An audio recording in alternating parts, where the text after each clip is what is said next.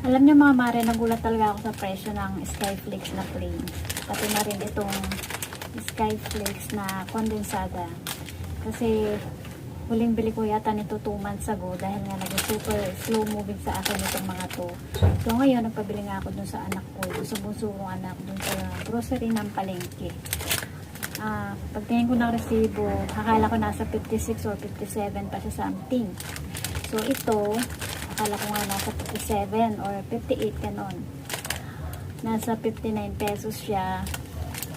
Tumaas, so tumaas siya ng mga 2 or piso, mga ganon.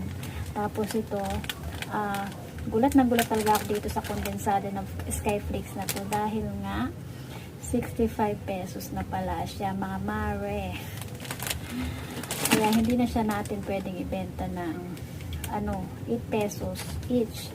Ito, mga 9 pesos na dahil nga syempre nagmamahal lahat ng bilihin. Kaya kailangan din natin magtaas kahit paano, kahit pa piso-piso magtataas din tayo syempre.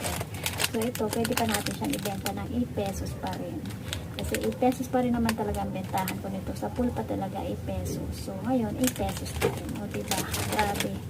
Grabe na talaga. Lahat na ng ating mga paninda, lahat ng mga bilihin, panluto man, o mga sangkap natin, talaga napakamahal na ng presyo. Lalo na ngayon paparating ang Pasko. Kaya kailangan natin talaga maghigpit ng sinturon. Higpit tayo sa pera. Kailangan mayroon tayong maipon. Diba? Sa panahon ngayon talaga mahirap man mag-ipon, pero kailangan pa rin natin makapag-ipon. Kaya kailangan talaga maging maingat tayo sa paggastos ng pera. Kasi talaga napakahirap talaga kitain ng pera. Tapos nagmamahal pa lahat ng mga bilihin. Nakakaloka, diba? Ay! Diba, kung kailan tayo nag-vlog, hindi naman sunod-sunod yung mga bumibili. So, maulan dito nga sa amin. Maghapon na lang halos paulan-ulan. Halos hindi umiinit. Kailangan ko pa naman ng init ng araw ngayon. Dahil nga kailangan kong ibilad yung boom. Ano yun? Ano yan? So, ayun pa talaga yung bumili. Thank you Lord. Dahil kahit maulan ay mabenta tayo ngayong araw ng Sunday. Ayan. Isang araw, no? Ano na tayo ngayon? November 23 na. Diba? Ang bilis ng araw.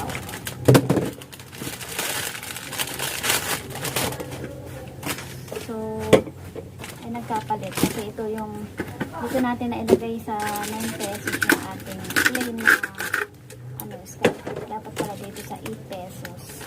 Ayan.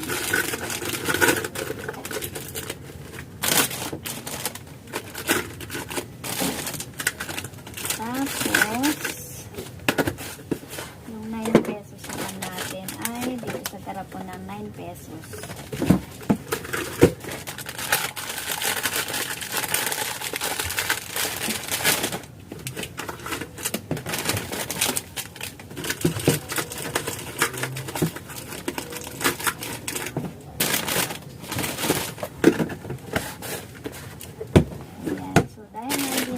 Magkasya talaga sa isang garapon lang. Ilalagay natin yung mga natira dun sa cabinet. Meron tayong cabinet na lagay ng mga tira-tira. So, ayan, okay na yung ating mga panindang Skyflakes. Nandito siya sa 8 pesos. Yung Skyflakes na plain. And then, yung Skyflakes naman na kondensada ay nandito naman siya sa 9 pesos. Ayan.